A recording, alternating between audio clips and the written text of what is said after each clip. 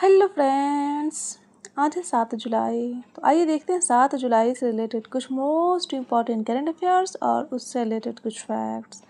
तो अगर आप किसी भी कॉम्पिटिटिव एग्ज़ाम की तैयारी कर रहे हैं तो करंट अफेयर्स का ये वीडियो लास्ट तक ज़रूर देखें।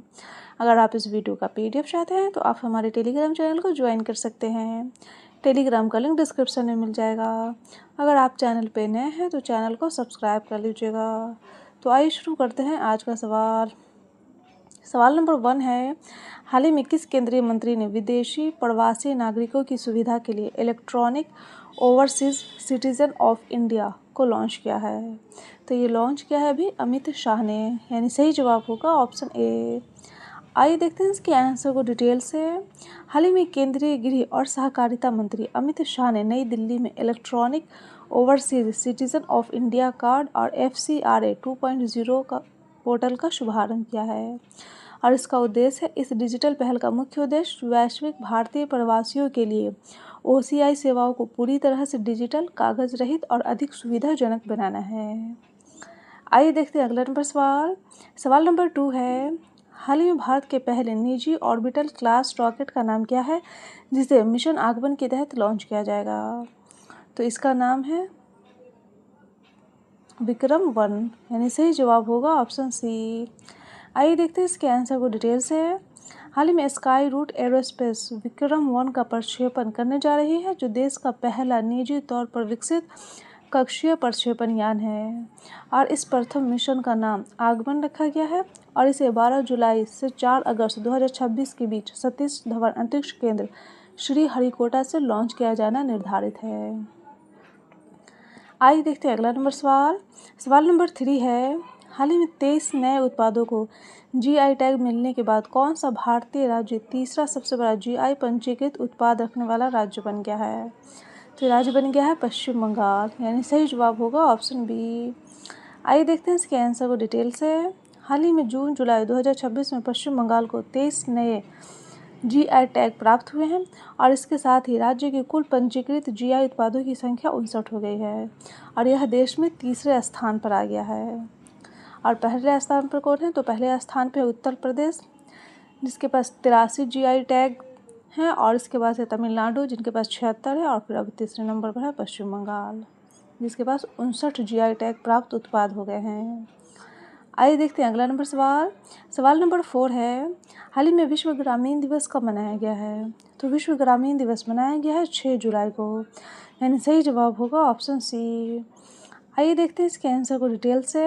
हाल ही में संयुक्त राष्ट्र द्वारा विश्व ग्रामीण विकास दिवस प्रतिवर्ष 6 जुलाई को मनाया जाता है और इसका मुख्य उद्देश्य सतत विकास लक्ष्य को हासिल करने के लिए ग्रामीण क्षेत्र के आर्थिक, सामाजिक और पर्यावरणीय विकास के प्रति जागरूकता बढ़ाना। आइए देखते हैं अगला नंबर सवाल। सवाल नंबर 5 है, हाल ही में किसने वीमेंस T20 वर्ल्ड कप का खिताब जीता है? तो ये जीता है अभी ऑस्ट्रेलिया ने, यानी सही जवाब होगा ऑप्शन ए। आइए देखते हैं इसके आंसर को डिटेल से। हाल ही में ऑस्ट्रेलिया ने 7वीं बार वीमेंस T20 वर्ल्ड कप का खिताब जीत लिया है और लॉर्ड्स में खेले गए फाइनल में टीम ने इंग्लैंड को 7 विकेट से हराया है और ऑस्ट्रेलिया ने 151 रन का लक्ष्य 17 बॉल रहते 3 विकेट खोकर हासिल कर लिया है। आइए देखते हैं अगला नंबर सवाल। सवाल नंबर 6 है, हाल ही में भारत और किस देश के बीच द्विपक्षीय निवेश समझौता लागू हुआ है? तो ये लागू हुआ है इजराइल में, यानी सही जवाब होगा ऑप्शन सी। आइए देखते हैं इसके आंसर को डिटेल से। हाल ही में भारत और इजराइल के बीच द्विपक्षीय निवेश समझौता 4 जुलाई 2026 को लागू हुआ है और यह समझौता मुख्य रूप से 8 सितंबर 2025 को नई दिल्ली में किया गया था और समझौते के हस्ताक्षर होने और इसके लागू होने के बीच लगभग 10 महीने का समय लगा। आइए देखते हैं अगला नंबर सवाल। सवाल नंबर 7 है, हाल ही में किस राज्य सरकार ने आर्थिक रूप से कमज़ोर परिवारों के लिए मिशन ज़ीरो पॉवर्टी पहल शुरू की है? तो ये शुरू किया है अभी उत्तर प्रदेश ने, यानी सही जवाब होगा ऑप्शन बी। आइए देखते हैं अगला नंबर सवाल। सवाल नंबर 8 है, हाल ही में तीजन बाई का निधन हुआ, वह कौन थी? तो तीजन बाई गायिका थे जिनका हाल ही में निधन हो गया है, यानी सही जवाब होगा ऑप्शन डी। आइए देखते हैं अगला नंबर सवाल। सवाल नंबर 9 है, हाल ही में प्रोफेसर योगेश सिंह किस विश्वविद्यालय के कुलपति बने हैं? तो ये बने हैं दिल्ली विश्वविद्यालय के, यानी सही जवाब होगा ऑप्शन ए।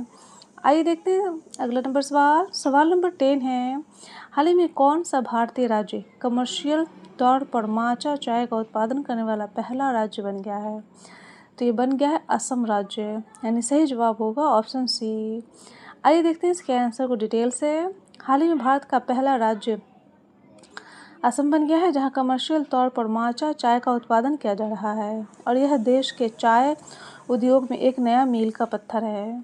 और माचा चाय का पहला कमर्शियल उत्पादन तिनसुकिया जिले के छोटा टिंगराई टी एस्टेट में हुआ है और भारतीय चाय का पहला बैच गुवाहाटी की एक्शन सेंटर में भेजा गया, जिसकी कीमत 3000 रुपये प्रति किलोग्राम है। तो ये था डेली करंट अफेयर्स का वीडियो।